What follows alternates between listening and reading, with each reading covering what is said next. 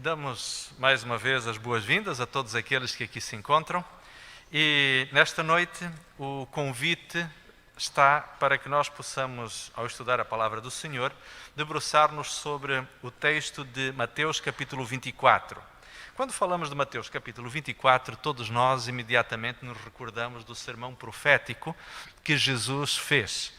E, apesar de este texto ser bastante conhecido, ele é replicado em outros dois evangelhos, tanto no Evangelho de Marcos como no Evangelho de Lucas.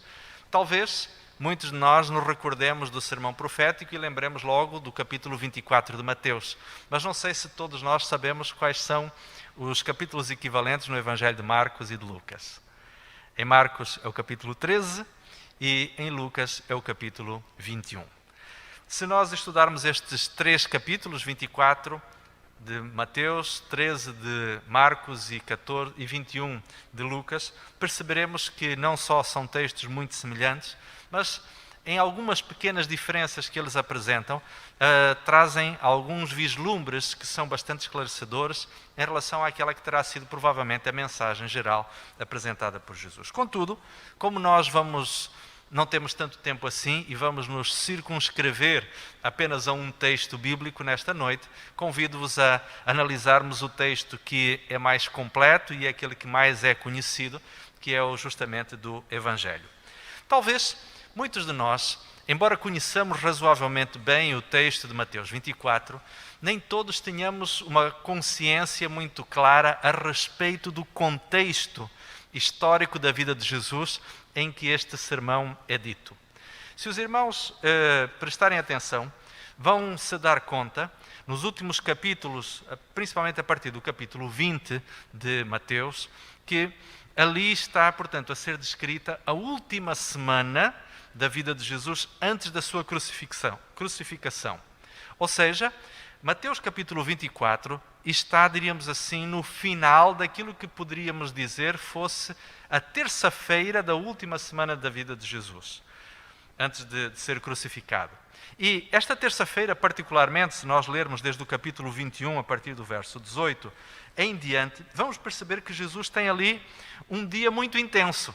Jesus começa o dia amaldiçoando uma figueira, e esta figueira, diríamos assim, seca imediatamente à vista dos olhos dos próprios discípulos, e eles ficam impressionados com isto, e Jesus inclusive dá-lhes uma lição muito simples, dizendo: olha, se vocês tiverem fé, tais coisas como esta acontecerão na vossa vida, inclusive outras mais, talvez mais monumentais, como por exemplo uma montanha mudar de lugar e por aí adiante.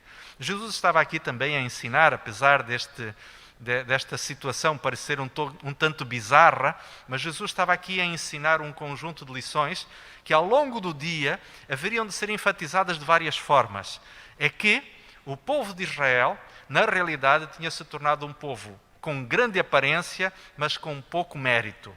Era como aquela figueira, tinha muitas folhas, mas não tinha sequer nenhum fruto que se estivesse a insinuar. Alguns críticos de Jesus e da Bíblia dizem que Jesus foi, no mínimo, incoerente quando amaldiçoou esta figueira, porque a Páscoa era na altura da primavera, ou do início da primavera, e é óbvio que os figos só dão no verão, do meio do verão para o seu final, e que não seria absolutamente normal que Jesus encontrasse ali fruto. Mas se lermos o texto com atenção, vamos perceber que Jesus não estava a dizer que esperava encontrar figos maduros na primavera naquela figueira. Jesus olhou para ela e esperava ver se ela efetivamente tinha, ainda que figos verdes, que figos no início da sua, diríamos assim, do seu desenvolvimento, mas esperava ver isso. E ela efetivamente só tinha muita parra, ou seja, tinha muita folhagem, mas efetivamente não tinha qualquer tipo de fruto, ainda que estivesse em fase de desenvolvimento. E este era, em certo sentido, um bom exemplo daquilo que o povo de Israel se tinha tornado. Cheio de formalismos, cheio de uma religiosidade cheia de proformes, muito focados no ritualismo do templo, muito preocupados em defender a santidade do espaço do santuário, do templo, mas, na verdade, era uma religiosidade cheia de formas, mas vazia de conteúdo. E desta forma Jesus vai ter ali, diríamos assim, uma série de situações ao longo deste dia. Se nós lermos os capítulos 21, 22 e 23, vamos perceber que Jesus vai contar 3 parábolas, todas elas com o intuito de mostrar que a religiosidade de uma pessoa, a religiosidade de um povo tem que ter conteúdo, tem que ter significado, tem que estar fundamentada em algo experiencial. E por fim Jesus vai acabar por ter uma disputa com 2 grupos, uma delas com os escribas e fariseus, e depois também com um grupo de pessoas que se diziam adeptos de Herodes ou herodianos, e com os quais ele vai ter uma pequena confrontação relacionada com a questão dos tributos. E desta forma, então, Jesus termina o dia com a seguinte afirmação. E estamos ainda no capítulo 23, e convido-vos a lermos os versos 38 e 39. E esta introdução, queridos irmãos, é importante, porque isto vai nos ajudar a entender o que é que Jesus vai dizer no capítulo 24, porque o vai dizer e com que intenção Jesus o vai dizer. Então reparem aquilo que Jesus diz. Portanto, ele teve um dia de grandes confrontações. Ele discutiu com uns, debateu com outros, contou parábolas provocativas. Várias pessoas, ao ouvirem o que Jesus tinha para dizer, ficaram de alguma forma tocadas, mas isto trouxe a estas pessoas um antagonismo ainda mais intenso contra Jesus. E finalmente então Jesus vai despedir-se do templo com estas palavras e daqueles que ali estavam: eis que a vossa casa, referindo-se ao templo, vai ficar-vos deserta, porque eu vos digo que desde agora não me vereis mais, até que digais: bendito o que vem em nome do Senhor. Ou seja, a verdade é esta, que Jesus nunca mais haveria de pisar o piso ou os pátios do templo. Mesmo quando Jesus foi julgado na sexta-feira, ele esteve nas imediações do complexo do templo, mas nunca mais voltou a estar dentro dos átrios do santuário. E esta despedida que Jesus faz é mais do que uma despedida emocionada. Jesus sabia ao que ia. Ele sabia que dali a 3 dias ele haveria efetivamente de entregar a sua vida em favor da humanidade.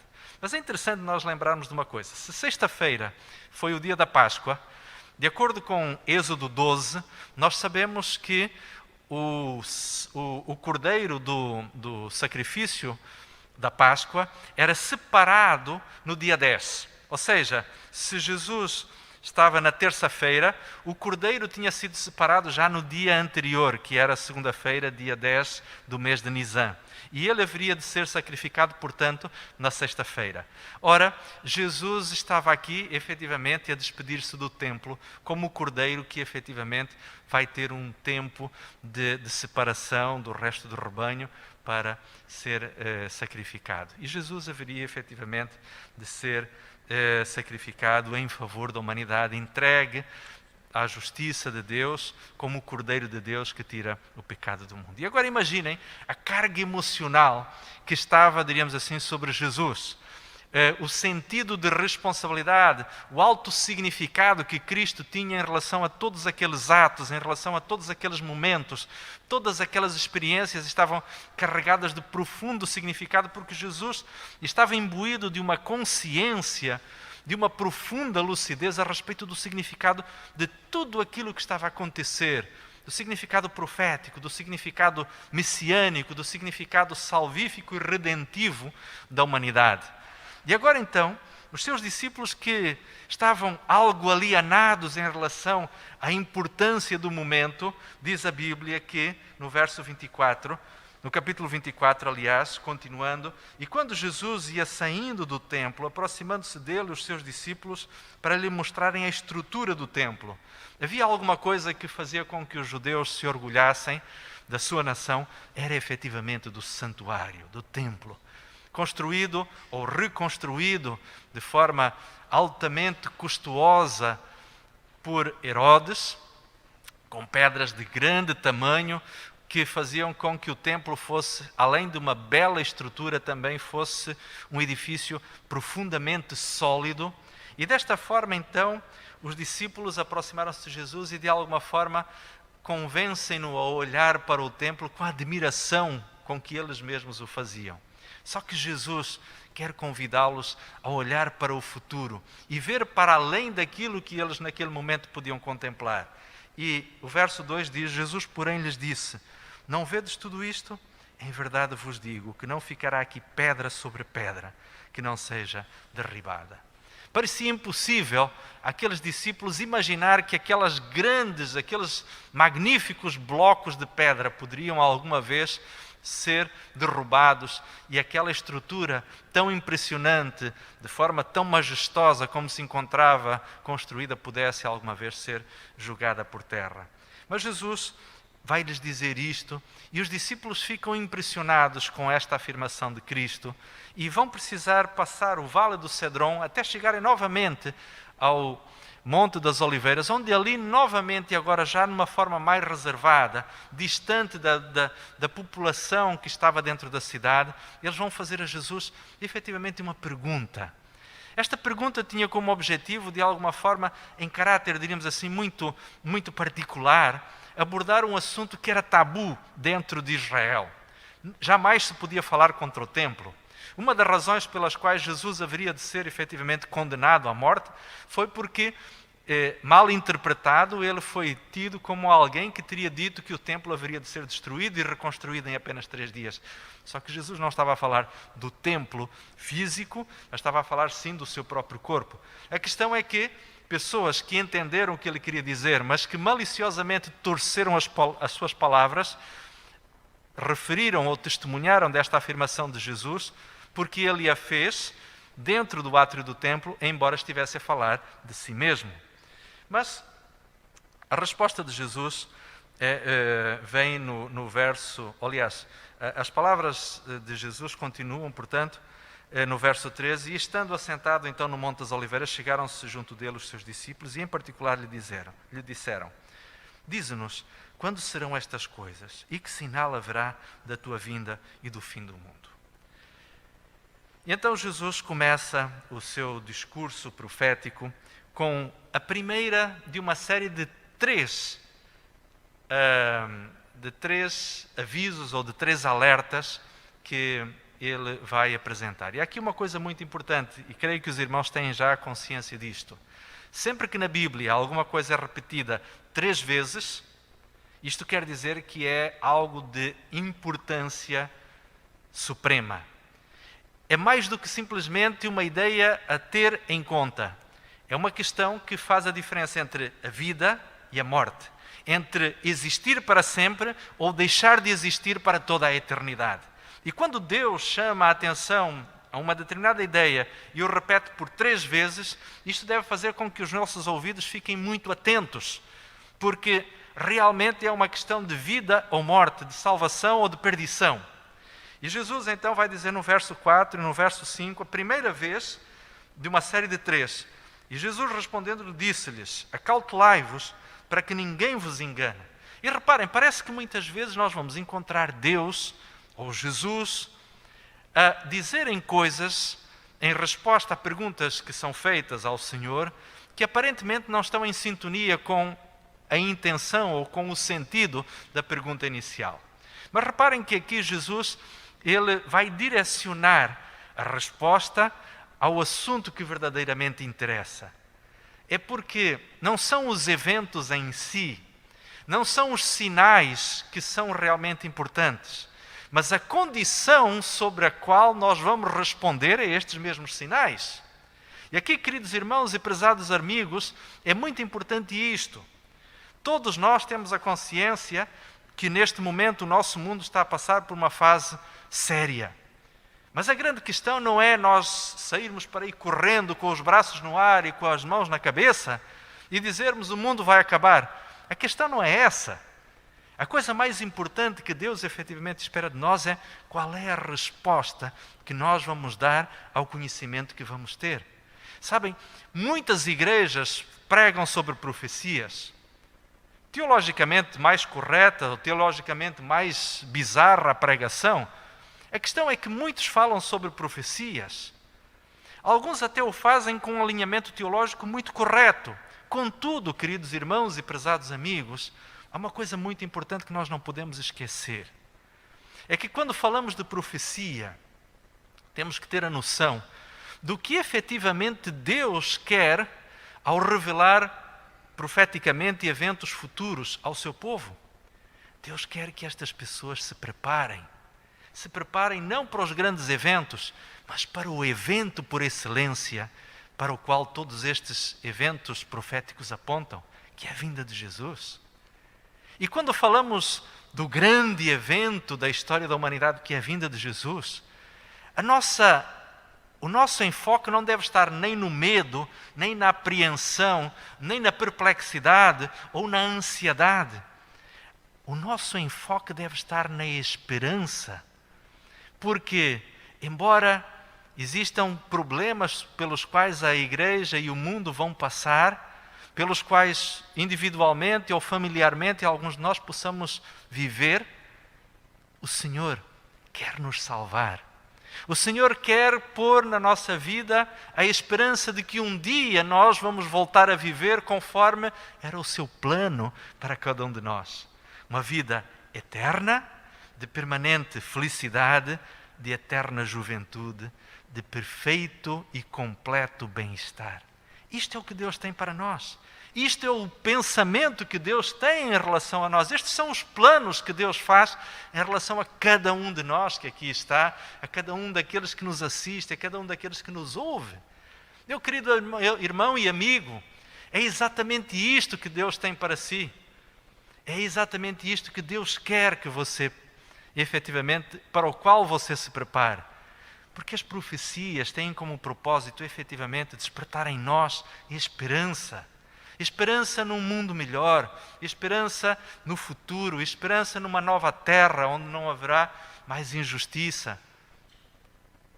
E sabem, prezados e queridos irmãos e amigos, o que muitas vezes acontece é que, ainda que bem intencionados, muitos movimentos religiosos ou muitos pregadores, ao falarem sobre profecia, o fazem de uma forma tão entusiástica, mas também por vezes tão alarmista, que fazem com que os seus ouvintes saiam com o coração angustiado e sem a perspectiva daquilo que efetivamente é a coisa mais importante.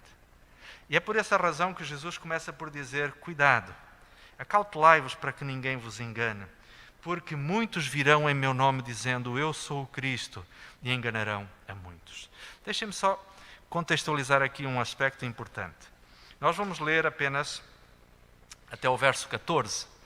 E no capítulo 21, desde o verso 4 até o verso 14, nestes 11 versículos, o que Jesus vai falar é explicitamente a respeito da destruição de Jerusalém. Ele vai fazer um conjunto de profecias relacionadas apenas com aquilo que será a destruição de Jerusalém. Contudo, a partir depois do verso 21, ele vai começar a falar depois a respeito de outros eventos que teriam que ver com eventos pré-segunda vinda. Contudo, há aqui uma coisa muito importante, é que a destruição de Jerusalém, que aconteceu no ano 70 da nossa era, por parte do Império Romano, sob a liderança do general Tito, esta destruição da cidade de Jerusalém, ela é como se fosse uma amostra, um protótipo daquilo que haveria de acontecer no final da história da Terra. É como se, de alguma forma, as condições que ocorreram em Jerusalém fossem uma maquete, fossem uma amostra daquilo que o planeta inteiro haveria de viver vários séculos mais tarde, por altura da vinda de Jesus. E por isso é que é tão importante nós estudarmos estes primeiros versículos do capítulo 24, porque ao entendermos aquilo que já aconteceu com a cidade de Jerusalém, que foi prognosticado por Jesus, nós podemos entender de forma também mais lúcida aquilo que hoje nós estamos a passar.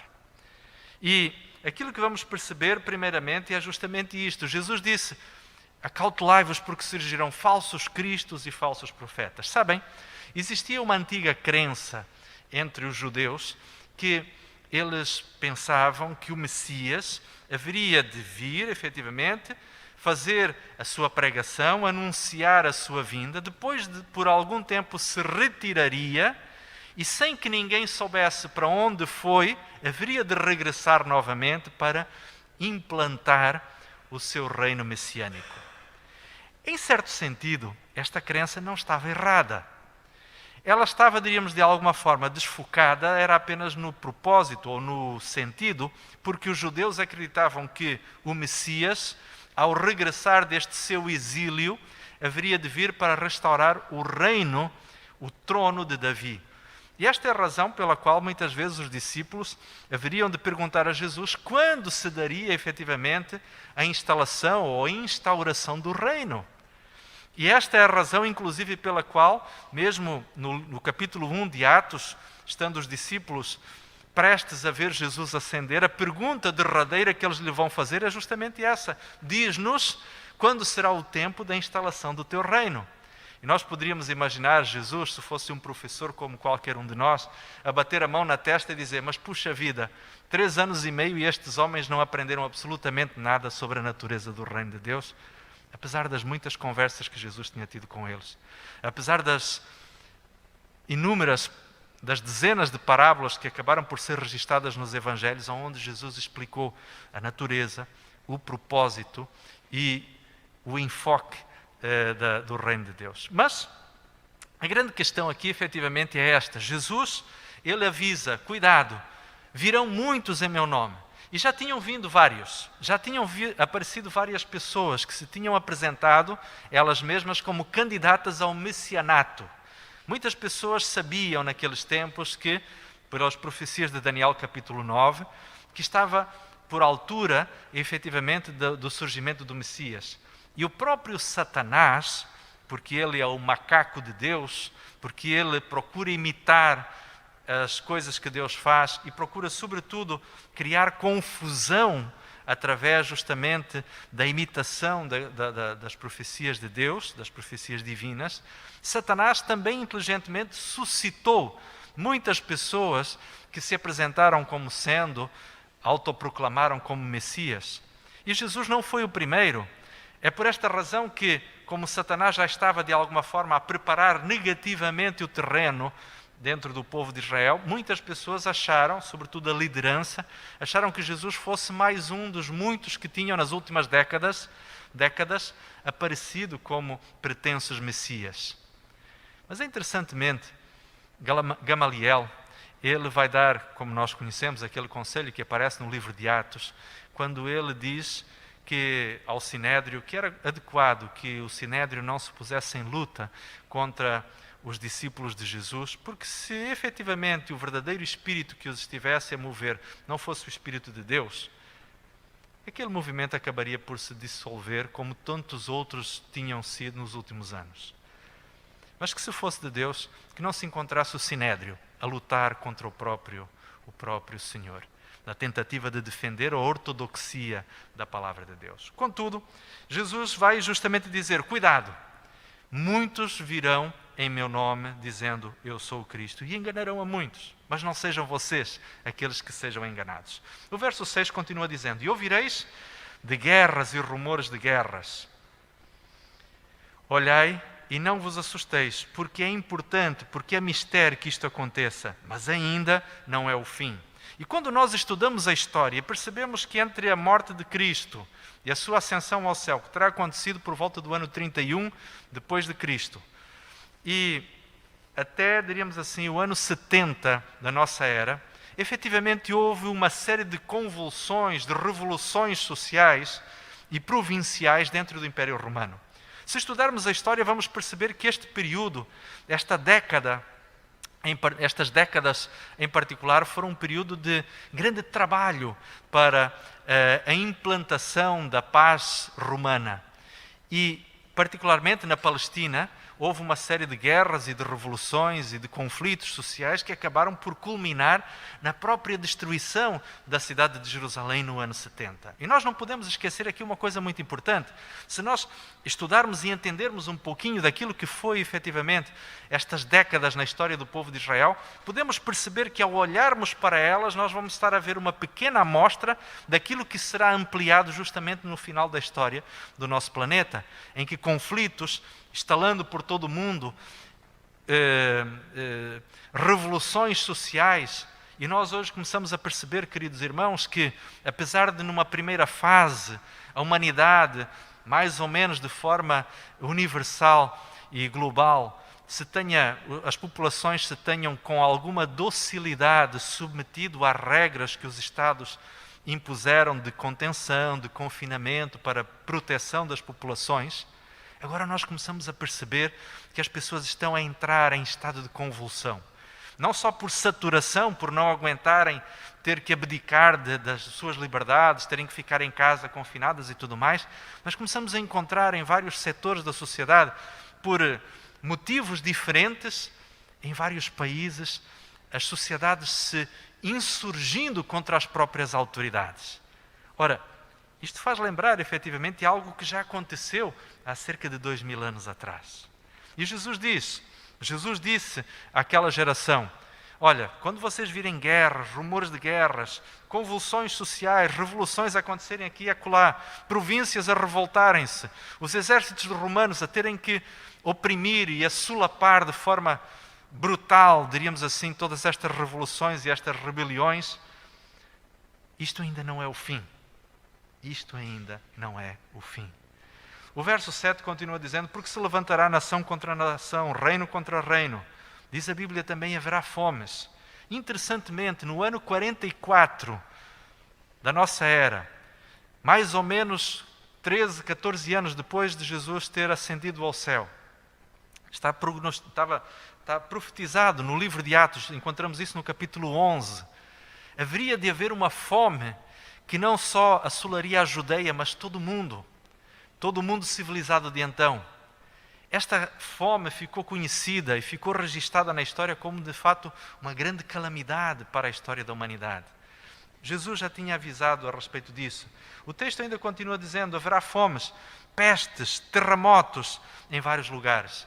Entre os anos, a década de 30 e a década de 70, depois de Cristo, aconteceram uma série de grandes terremotos que ficaram registados de forma muito precisa na história. Lembraríamos, por exemplo, do ano 47 depois de Cristo, o grande terremoto de Creta. Assolou, devastou completamente a ilha, fazendo com que inclusive muitos dos seus monumentos megalíticos, construídos em pedra, fossem efetivamente destruídos. A civilização cretense quase que foi ceifada. Haveria de ser no ano 51, a cidade de Roma, violentamente sacudida. É verdade que depois os imperadores se deram a oportunidade de reconstruir a cidade com mais fulgor e com mais glamour, mas a cidade sofreu tremendamente.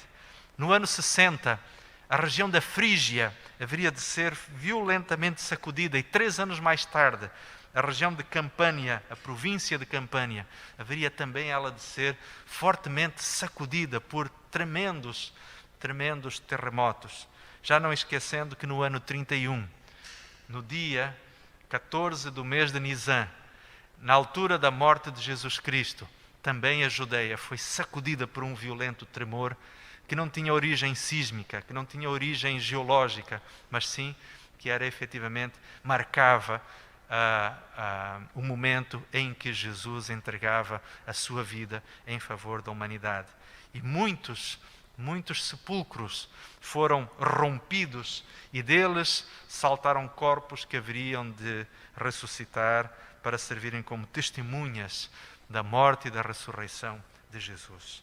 E desta forma, então, nós vamos encontrar acontecerem terremotos em vários lugares. E o verso 8 diz: mas todas estas coisas são apenas o princípio das dores. Havia uma expressão típica entre os hebreus que dizia justamente isto, que no início do momento em que Jesus, ou que o Messias se manifestasse, haveria as dores do Messias. E estas dores do Messias representavam não as dores que o Messias haveria de sofrer no seu próprio corpo, mas sim os eventos que preparariam o início da era messiânica. E desta forma, então, queridos irmãos e amigos, Jesus vai dizer justamente isto, lançando mão desta expressão que era tão conhecida pelo povo naquela altura, ele vai dizer aquilo que o verso 8 diz, mas isto é apenas o princípio das dores. E estes acontecimentos que se concretizariam até o ano 70, haveriam de ficar na memória dos cristãos e de ser estudados por eles para que servissem de compreensão, de parâmetro, de forma de compreensão do que sucederia no final da história da Terra. O verso 9 vai dizer então, vos hão de entregar para serdes atormentados, e matar-vos-ão, e sereis odiados de todas as gentes por causa do meu nome. Isto tem que ver, portanto, com as perseguições que na primeira geração dos cristãos da igreja primitiva se deram contra os seguidores de Jesus. E o verso 9 diz, então vos hão de entregar para ser, verso 10, perdão, e nesse tempo muitos serão escandalizados e trair-se-ão uns aos outros, e uns aos outros se aborrecerão. Jesus vai dizer, quando fala sobre isto, no relatório que é feito no Evangelho de Lucas, vai dizer que inclusive os pais trairiam os filhos e os filhos trairiam os pais, e as pessoas mesmo da mesma família, mesmo com consanguinidade, haveriam efetivamente de se traírem mutuamente. E diz ainda mais uma vez agora, pela segunda vez Jesus vai alertar para os enganos, e ele diz, surgirão então muitos falsos profetas que enganarão a muitos. E queridos irmãos, se nós queremos ter uma ideia do cumprimento deste versículo, estudemos o primeiro capítulo do livro Grande Conflito, que conta justamente sobre a história da destruição da cidade de Jerusalém. E vai ser contada ali a luta épica e espiritual entre um verdadeiro profeta de Deus, sobre o qual o nome nós não sabemos nada, e um conjunto de outros falsos profetas que anunciavam que a cidade de Jerusalém haveria de ser miraculosamente protegida por Deus e que nenhum mal lhe sucederia. Mas este único homem que por 7 anos subia e descia as ruas da cidade de Jerusalém, lamentando e chorando pela sorte que haveria de vir sobre a cidade, fazendo este homem muitas vezes referência aos anúncios que mesmo nas próprias nuvens se insinuavam. A Sr. White diz que a cidade de Jerusalém podia ver, no céu se poderia ver as nuvens por vezes se organizando, formando imagens de carros e de cavaleiros, imagens de guerra, mas as pessoas olhavam para isto e não eram capazes de entender. Enquanto isso, pela rua, existia a voz lúgubre e triste deste homem que lamentava, que chorava, pedindo que aquele povo se arrependesse para que o Senhor suspendesse efetivamente as suas maldições. Mas o povo cada vez mais se intensificava em lutas, em quesílias, em conflitos partidários que não tinham outra motivação senão apenas o engrandecimento pessoal daqueles que estavam em conflito. E queridos irmãos, não é esta hoje a mesma situação que estamos a viver? Não é este hoje o mesmo problema que vivemos? Pessoas que, em nome, diríamos assim, das suas pretensões políticas ou ideológicas, não têm qualquer problema de lançar mão das mais terríveis experiências e situações da vida para manipularem estas situações a seu favor. Vemos estadistas com grande poder nas suas mãos, com gigantesca influência e poder nas suas mãos, a fazerem valer as suas ideias.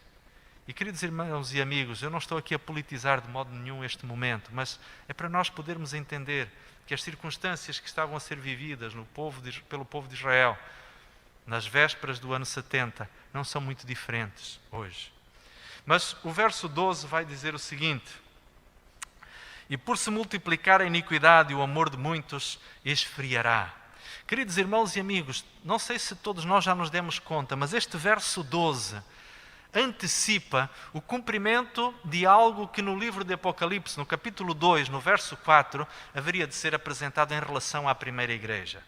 É dito a respeito da igreja de Éfeso, a igreja que representa justamente a igreja do primeiro século, que uma das coisas que o Senhor tinha contra este povo, contra esta igreja, os cristãos deste período, é que eles deixaram o seu primeiro amor.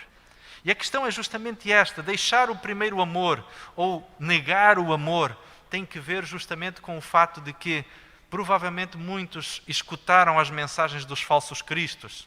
Muitos deram atenção aos anúncios dos falsos profetas, às mensagens dos falsos profetas. Mas o verso 13 diz: mas aquele que perseverar até o fim será salvo. E há aqui uma coisa extremamente importante, queridos irmãos e prezados amigos. Talvez muitos de nós hoje estejamos perplexos com a indiferença que muitas pessoas mostram em relação ao valor da vida humana. A forma egoística e hedonista como muitas pessoas vivem o mundo hoje. E faz talvez muitos de nós ficarmos boquiabertos quando vemos ajuntamentos de pessoas, por exemplo, que sem qualquer tipo de respeito pela sua própria saúde e pela saúde daqueles com quem possam estar a viver, não têm qualquer tipo de cuidado nas regras de autopreservação, sem pensarem que, apesar de serem jovens ou apesar de serem saudáveis, eles poderão se contaminar e contaminar outras pessoas que da sua família venham eventualmente a ter efeitos mais graves numa situação de doença. Sim, porque na realidade muitos de nós por vezes podemos pensar: se eu ficar doente, provavelmente pela boa condição física que tenho, talvez não me faça grande efeito. Mas a verdade é que eu posso depois ser um vetor de contágio para uma outra pessoa com saúde mais frágil. E como é que isto vai pesar na minha consciência? E agora reparem aqui uma coisa muito interessante. A Bíblia efetivamente nos diz que o amor de muitos esfriará. E esta forma egoística, esta forma orgulhosa, esta forma completamente desinteressada com a qual as pessoas muitas vezes vivem. E é quase que um ditado popular: o que eu faço com a minha vida ninguém tem nada a ver. Só que nós nos esquecemos que todos nós influenciamos-nos uns aos outros. E hoje fica muito claro que aquilo que eu faço com a minha vida e com o meu corpo e as circunstâncias nas quais eu ando, eu posso efetivamente ter implicações sobre a vida de outras pessoas que vivem comigo ou de outras pessoas com quem eu posso estar em contato. Por isso, de facto, as nossas atitudes não são assim tão inocentes, não são assim tão inócuas. Nós temos que efetivamente ter cuidado, porque todos nós nos influenciamos uns aos outros. E quando a Bíblia diz que não sejas uma pedra de tropeço para o teu irmão, ela já estava a lembrar-nos do sentido de responsabilidade que cada um de nós deveria ter e que hoje, de alguma forma, em termos de saúde pública, entendemos muito bem. Mas a Bíblia diz, efetivamente, no verso 13: mas aquele que perseverar até o fim será salvo. E aqui, meus prezados irmãos e amigos, está uma das importantes mensagens de esperança que Jesus apresenta nestes primeiros capítulos. Nestes primeiros versículos, aliás, do capítulo 24. Aqueles que perseverarem serão salvos. Meu querido amigo, pode estar a ser difícil, mas persevere. Insista um pouquinho mais. Tenha coragem por um pouco mais de tempo e você haverá de vencer. No momento em que estamos em luta, no momento de conflito, aquele que resistir um pouco mais haverá de vencer. Nas guerras, na história das guerras, no momento em que os exércitos se defrontam de forma mais encarniçada, aqueles que insistirem um pouquinho mais serão capazes de resistir até que o inimigo sucumba e eles possam alcançar efetivamente a vitória. A grande verdade é esta, meus queridos irmãos e amigos, na luta espiritual em que nos encontramos, na luta na qual o apóstolo Paulo diz em Efésios no capítulo 6 que lutamos não contra a carne nem contra o sangue, mas contra potências espirituais. Aquilo que a Bíblia nos recomenda é que efetivamente permaneçamos firmes, investidos e vestidos com toda a armadura de Deus. A própria Bíblia também diz em 1 Coríntios, no capítulo 13, capítulo 10, no verso 13, quando Paulo diz que não virá sobre nós tentação que não seja humanamente possível suportar, mas também diz que junto com a tentação virá o poder para lhe resistir. Por isso, queridos irmãos, a mensagem de perseverança, a mensagem de coragem é aquela que Deus quer colocar na nossa mente e no nosso coração. As coisas podem não estar a ser fáceis. Este ano pode ser um ano terrível, pode ter sido um ano tremendo, devastador na vida de muitos de nós, mas, queridos irmãos, perseveremos um pouco mais. Na vida de cada um de nós as coisas estão a ser difíceis e acreditem, não há uns com vida mais fácil do que outros. Mas aquilo que Deus nos diz é: perseveremos até ao fim e haveremos efetivamente de encontrar a salvação, a recompensa. Depois o verso 14 traz a segunda grande mensagem de esperança deste texto. E este evangelho do reino será pregado em testemunho a todo mundo e em testemunho a todas as gentes. E então virá o fim. E sabem de uma coisa? Quando nós vamos a Colossenses, ao capítulo 1, ao verso 23, encontramos ali o apóstolo Paulo dizer que já naquela primeira geração de cristãos, o evangelho tinha sido pregado em todo o mundo civilizado de então. Todas as pessoas do Império Romano já tinham de alguma forma sido tocadas pelo evangelho, já tinham tido conhecimento do cristianismo. Muitas certamente não aceitaram. Mas a verdade é que o evangelho já tinha sido levado a todas as áreas do território do mundo civilizado de então, a todas as áreas do Império Romano. E era muito vasto. Contudo, hoje, o evangelho continua a ser pregado. De muitas formas, de muitas maneiras. Mas, sobretudo, continua a ser pregado através daquilo que cada um de nós vive.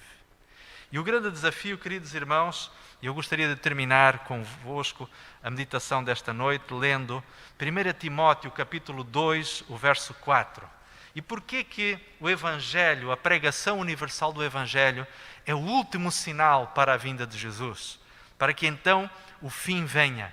Para que então o final da história da Terra seja encerrada. A ideia é justamente esta. 1 Timóteo capítulo 2, verso 4 diz, falando a respeito de Deus como nosso Salvador, diz: aquele que quer que todos os homens se salvem e venham ao conhecimento da verdade. Queridos irmãos e prezados amigos, o Deus que nos anuncia aquilo que vai acontecer no futuro, é um Deus que tem interesse em que todos os homens, toda a humanidade possa se salvar. Que cada pessoa que tem, diríamos assim, o poder de escolha nas suas mãos, possa, impressionada e tocada pelo Espírito Santo, aceitar Jesus Cristo como o seu Salvador, recebê-lo como o seu Mestre, como o Senhor da sua vida, para que quando Ele regressar, Ele possa ser recebido por cada um de nós, como o nosso bendito Salvador, como o nosso amado Redentor. Que Deus, queridos irmãos e amigos, nos possa ajudar a nós fazermos parte deste belíssimo plano, que é o de anunciar ao mundo que Jesus irá voltar, que é partilharmos o Evangelho, a salvação, as boas novas de que este mundo, embora moribundo, haverá de ser renovado. Esta vida, embora dolorosa, haverá de se transformar numa vida de alegria e de satisfação plena. Queridos irmãos e amigos, que esta verdadeiramente seja a esperança com a qual nós saiamos deste lugar. Que Deus nos abençoe. É a minha oração. Amém.